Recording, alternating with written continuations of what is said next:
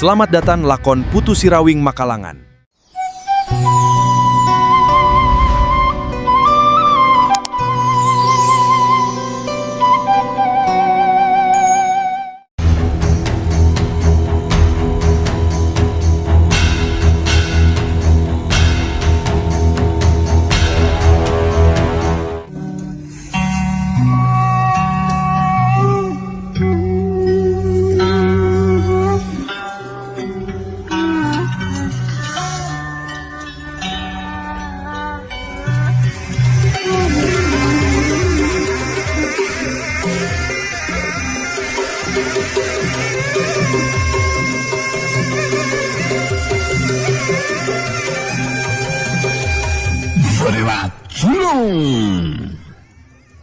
Jarukawang si peso rajang majuna rajang bari matakeun senjata peso rajangna ngarah kana anggota badan lawan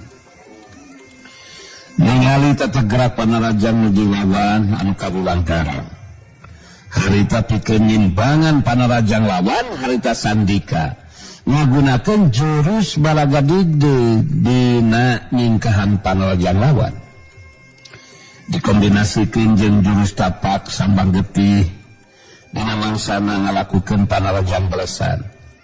Tapi lantaran teu boga niat binasakan nuju lawan, harita sandika teu ngagunakeun kakuatan anu sapinuhna.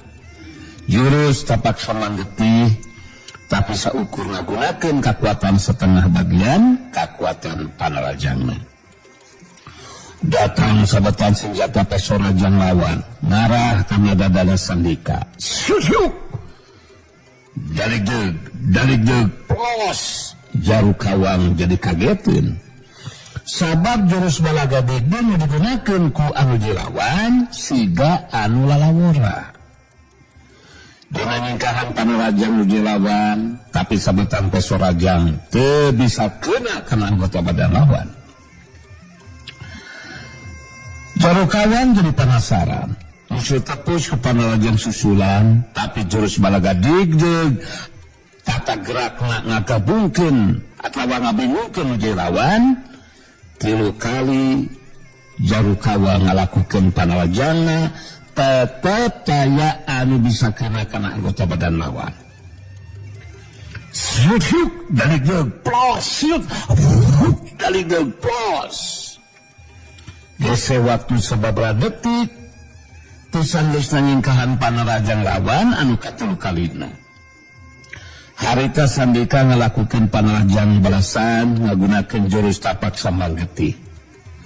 Panarajang dampaleungeun katuhu sandika anu rek ngarah kana dada lawan, tapi panarajangna kapaksa ditarik ku sandika. Sabab nuju lawan bari ngagilirkeun badana harita nyabatkeun senjata peso rajangna marah kana leungeun katuhu sandika. Bari panarajang leungeun katuhu harita sandika masih sempat ngasupkeun panarajangna karena kekempong lawan sakyuk kurang adas ya. Jarukawang ngagerok kaget melinangan kanyeri bari terus ngadaligdeg mundur sababarengkah ka tukang dan ngajaga kasaimbangan badana daligdeg raneg Jarukawang terus mancuhkeun tangtunganana. Jarukawang si peso rajang bari merhatikeun nuju lawan harita kerung karena muka kaget sabab di luar dugaan manehna kabenangan ku panarajang nuju lawan. Jarukawang ngawangun di pasangan ikeun ngagunakeun jurus anu leuwih ampuh bari tos carita. Sandika si lain tong wakal rasa geus menang angin. Pindah geus bisa ngasupkeun tajongan ka nuju lawan deuleu.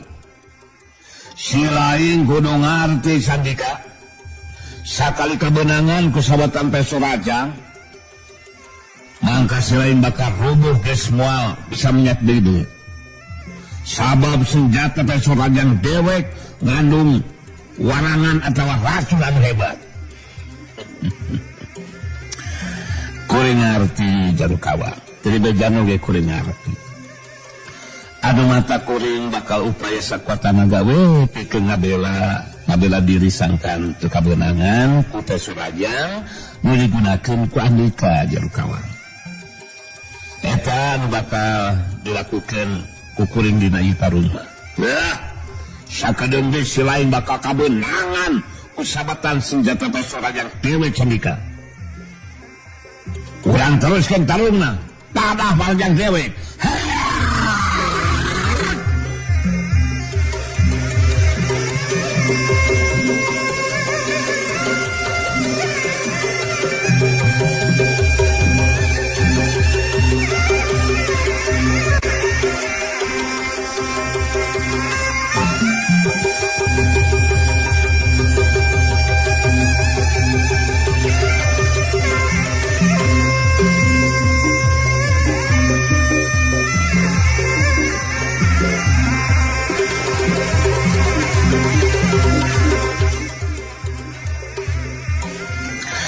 Jarukawang si Teh Surajang ngajaina Rajang ngagunakeun jurus ampuhna dibarengan ku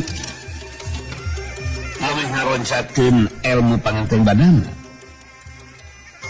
Tapi pikeun anu kasakitu kalina Sandika ngagunakeun jurus balaga digdig masih tetap mampu ningkahan sabetan Teh Surajang anu jadi lawan. Dari dulu plus dina hiji kesempatan anu hadi Sandika ningali aya polong kerang kosong pikeun ngasupkeun panarajangna ngagunakeun jurus tapak sambang getih. Dampa leungeun katu Sandika ngahanten kan lemah leungeun katuhu luhureun siku lawan sakieu cerbeus Jarukawang ngageru kaget. Bari nahan ka nyeri senjata Teh Surajangna lepas tina cekelanana. Maneh leungit kakagetna harita dampa leungeun kenca Sandika ngahantem kana iga burung lawan. Sakyuk ceber kesya. Aing kabeunangan deui aya.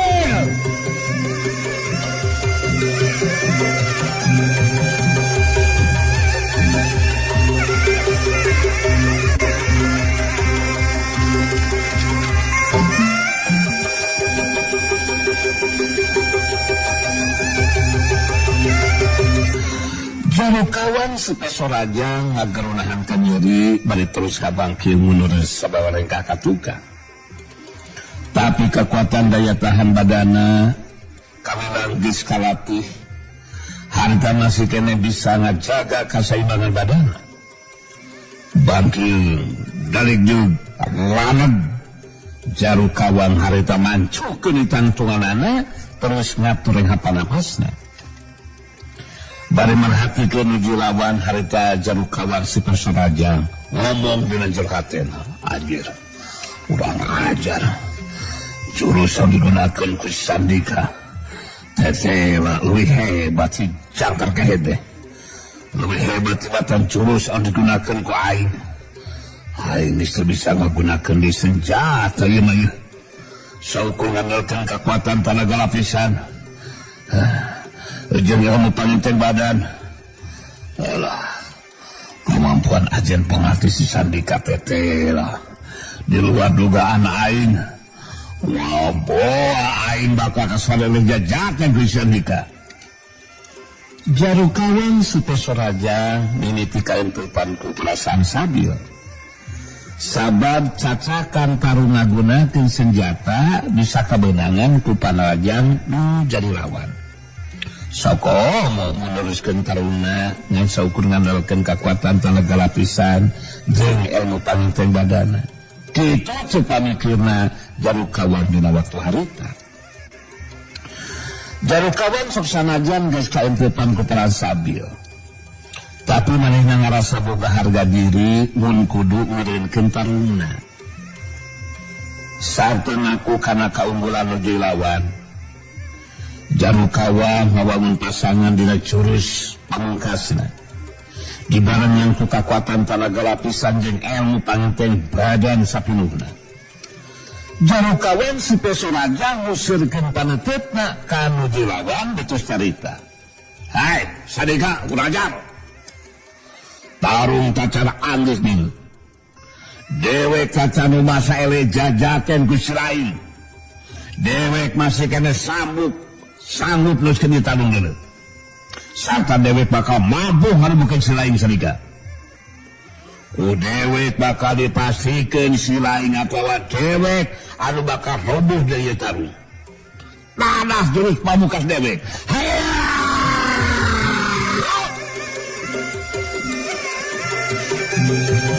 Berelak Jarukawang Majuna Raja.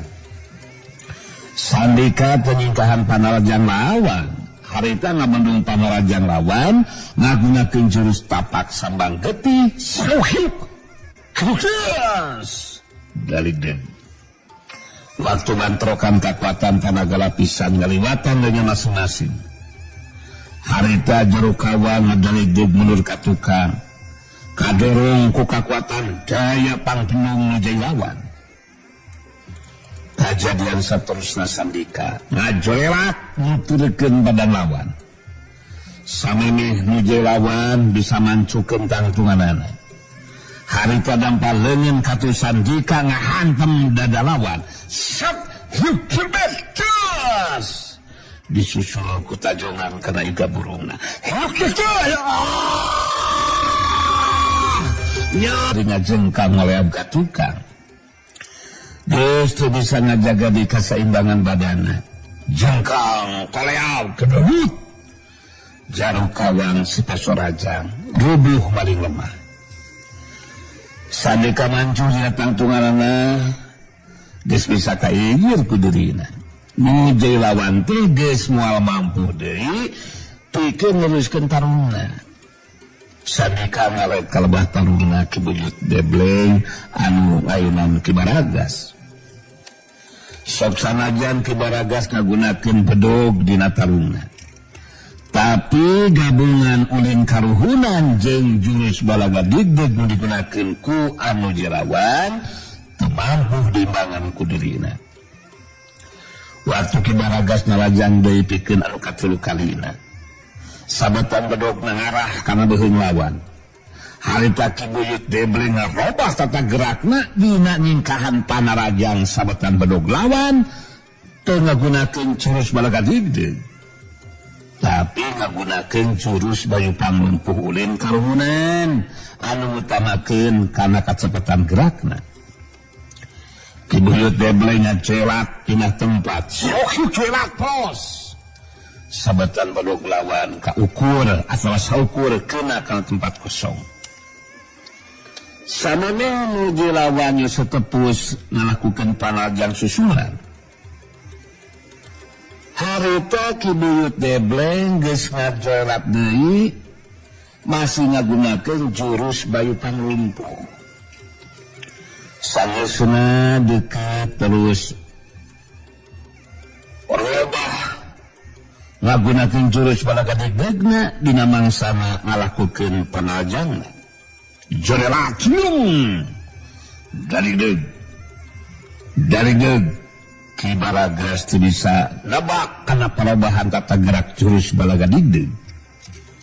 Antukna runtuyan Panarajang Ki Buyut Debleng geus teu bisa disingkahan. Teu kali Panarajangna ngahantem kana anggota badanna.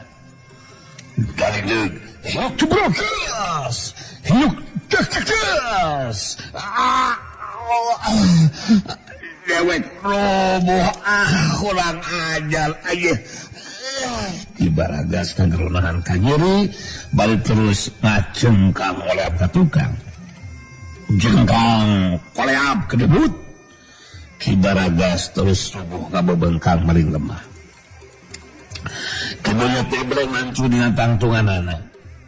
Bari merhatikeun lawan anu geus dirubuhkeun harita tos nyarita. Ilaing ayeuna mah bisa dirubuhkeun ku dewek Baragas euy. Anu mantap montong ngaheulakeun omong cek dewek ge. Make jeung hayang ngabinasakeun si Rawing. Demi hadiah sayembara goblok sia. Basta kali tarung ngalawanan dewe ge kalaka ngabebengkang kitu geuningan baragas euy. Ku dewe geus bisa kaijir. Ilaing geus moal untupan neruskeun tarung. Oh, si Jongjon we ngakuler bari ngarasakeun ka nyeri euy. Kabuyut tebleng ngarang-ngarawet kalebah tempat tarungna Rasanti anu ngayunan Muntari si Pedang Kasturi. Terus pedang digunakeun ku Rasanti. Jeung Muntari mangrupa curus pedang anu geus tapi kana tataran pinunjul. Tarung geus lumangsung sababaraha jurus. Tacan aya nu bisa keuna kana anggota badan lawan. Silih balas ku panarajang masing-masing. Tapi masing-masing mampu ngimbangan panarajang nu jeung lawan. Dua pedang di sebuah kali bantrok. Tapi setiap angin sambaran pedang Muntari anu nebarkeun ngabangi sengit kembang kasturi tetela aya pangaruhna pikeun Rasanti. Sabab aya kalana Rasanti gesok kaposan poho tenahan napasna dina waktu nakis pedang lawan atawa ngalakukeun panarajang balesan. Eta kaya ngajarikeun Rasanti jadi rada puyang oge sirahna. Sarta mangaruhan kana paningalina sadar kana eta kayaan Rasanti langsung nangtukeun sikapna kudu gancang bisa ngungkulan nu jadi lawan. Harita Rasanti ngungkulan sikapna henteu saukur ngagunakeun jurus pedangna. Tapi baru dibarengan ku ngagunakeun jurus tapak darah suci. Muntari ngereunkeun heula panarajanna ngatureng hapanapasna. Sanesna tarung lumangsung sababaraha jurus. Bari tacan mampu sabetan pedangna keuna kana anggota badan lawan.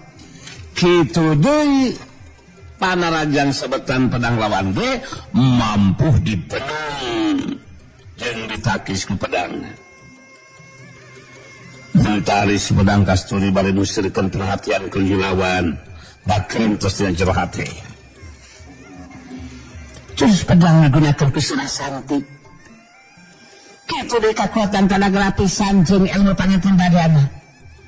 Salah di dugaan aing. Satadina aing boga anggapan bakal bisa gancang ungkulan nuju lawan. Tapi tarung geus lumangsung sababaraha jurus. Sanajan bener panarjang sebatang pedang si Rasanti bisa ditakis ku pedang aing.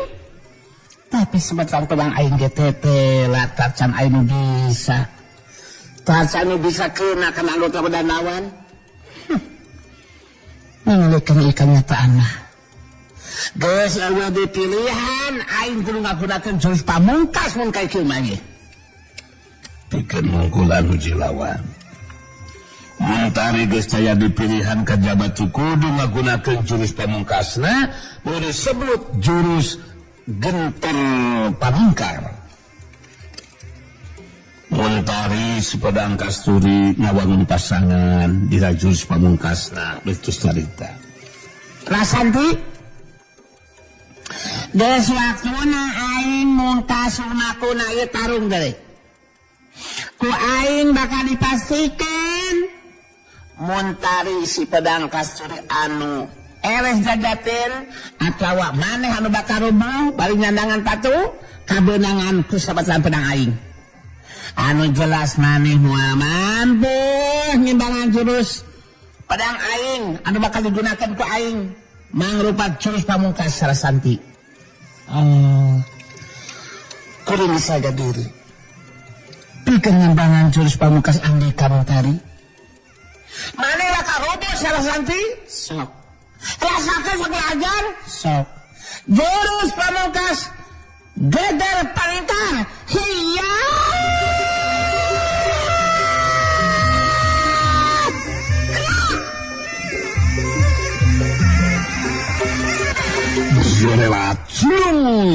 Muntari pedang kasturi maju narajang bari muterkeun pedangna di luhureun sirahna. Rasanti ngarti nuju lawan teh hayang mungkas lumakuna tarung ku cara ngagunakeun jurus pamungkasna. Harita Rasanti anu geus haga diri ngagunakeun jurus pedang tali putih. Anu dikombinasikeun jeung jurus pedang kilat bumi, harita digabungkeun jeung jurus tapak darah suci. 2 kali sabetan pedang lawan dibendung ku takisan pedang tali putih.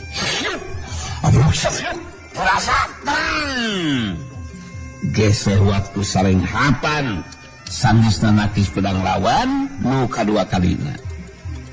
Harita Rasanti luncat ka belah katuhun badan lawan. Dampal leungeun kencana anu ngagunakeun jurus tapak darah suci ngahagem kana leungeun kenca anu jeung lawan. Ngajadikeun Muntari si pedang kasturi nyolontot ka belah katuhu. Rasanti gentak loncat nusu tepos ku panalajang susulan. Muntari anu kenyolontot ka belah katuhu gancang ngajaga kaseimbangan badanna. Tapi dina kayaan sapasang sukuna tecan pancuh dina tangtunganana geus datang sebetan pedang Rasanti anu ngarah kana dadana. Muntari masih sempat nakis pedang lawan. Perasaan. Tapi dampal leungeun kenca Rasanti geus teu bisa diingkahan ngahantem kana dadana. Sathyukibekes disusul ku tajongan kana ka kampung lawan. Kurang ajar aing dirobohkeun ku si walak dangkeun.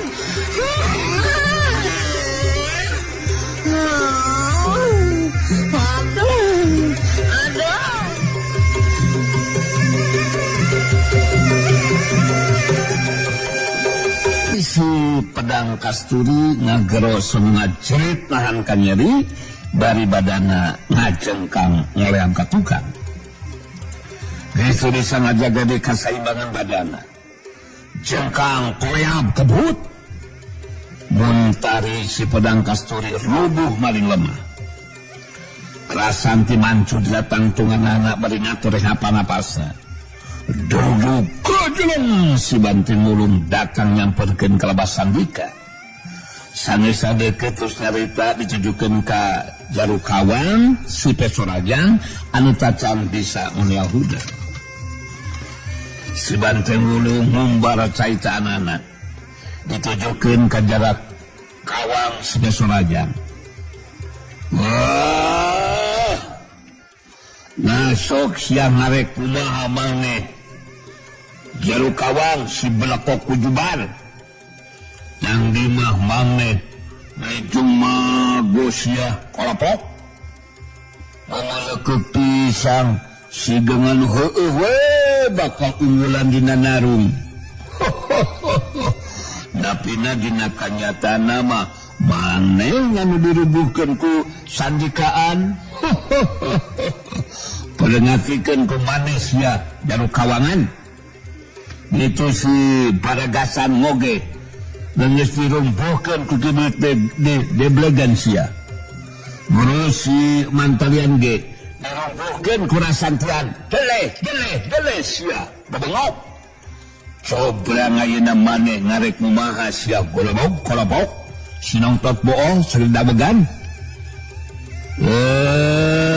Dijejakan sia nyata dangda maneh teh Metrea sia Jarukawangan. Jarukawang si Pesorajang geus sawarina jawab. Dina kayaan ngagoler saukur sumenyernahan ka nyeri. Sedengkeun sandika ngararet ka si Banting Mulung beutus carita. Urang teu kudu nganiaya atawa nanda salawan anu geus teu mampu ngalawan manganting geus we. Anu penting pihak urang tos mampu mungkulan ayana gangguan ti jalma anu mikahayang kana hadiah sembara Amarawing. Urang kudu bisa ngadelkeun diri menganting si Bante Wulung harita nyerang-nyararet kalebah tempat nasi buyut Gebleng anu masih karena cantong nangtung bari merhatikan Ki Baragas anu geus dirubuhkeun ku dirina. Ki Buyut Gebleng harita nyarita ditujukeun ka Ki Baragas. Asok ganjang udang doi Baragas doi. Wan si lain teu ganjang udang kapaksa lewet bakal ngalakukeun tindakan ka si lain. Karena lain geus mah bisa ngalawan. Mangka dewek saukur sekali nyebankeun tangaljang ge si lain bisa terus nangkarak bae Baragas doi. Udang sia udang ah. Tong kawas bebenit sia. Montong lilat teh ngagolehna Baragas. Ali hayang saklami paenan mah ku dewek sia. Ki Baragas model udang terus sengkat nangtung sabab